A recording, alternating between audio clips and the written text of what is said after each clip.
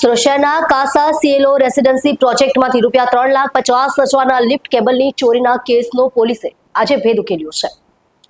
ચોરાયેલા કેબલને સળગાવીને પુરાવાનો નાશ કરનાર આરોપીને ડિટેક્ટિવ કાર્યવાહી દરમિયાન ઝડપી લેવામાં આવ્યો।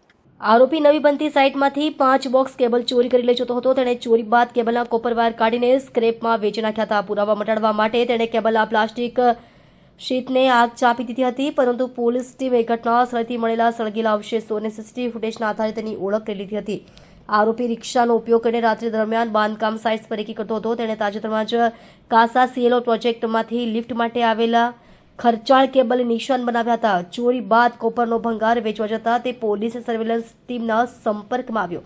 આસિસ્ટન્ટ કમિશનરે જણાવ્યું કે આરોપી પાસે ચોરાયેલા કેબલનો મોટો હિસ્સો બરામદ કરવામાં આવ્યો છે। તેની સામે ગુનો દાખલ કરી વધુ પૂછપરછ હાથ ધરવામાં આવી છે। પોલીસે આ ઘટનાને શહેરમાં ચાલતી મોટી બાંધકામ ચોરીઓ સામેની મોટી સફળતા ગણાવી છે। આ ઘટના બાદ પોલીસે બાંધકામ સાઇટ્સ પર સુરક્ષા વધારવા અને રાત્રિ દરમિયાન સીસીટીવી અને લાઇટિંગ વ્યવસ્થા મજબૂત કરવા માટે સૂચના આપી છે। આ કેસ સાબિત કરે છે કે ચોરો ભલે ગમે તેટલી ચાલાકી કરે, પોલીસની તપાસ આખરે સફળ થાય છે।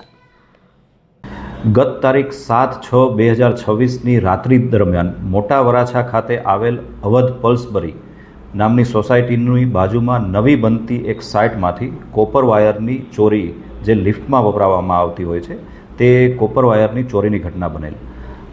ઘટનાની જાણ થતાં એફઆઈઆર દાખલ કરી કાયદેસરની કાર્યવાહી કરવામાં આવેલી તથા ચોરને પકડવા માટે ઉત્તરાયણ પોલીસની ટીમો કાર્યરત થયેલ।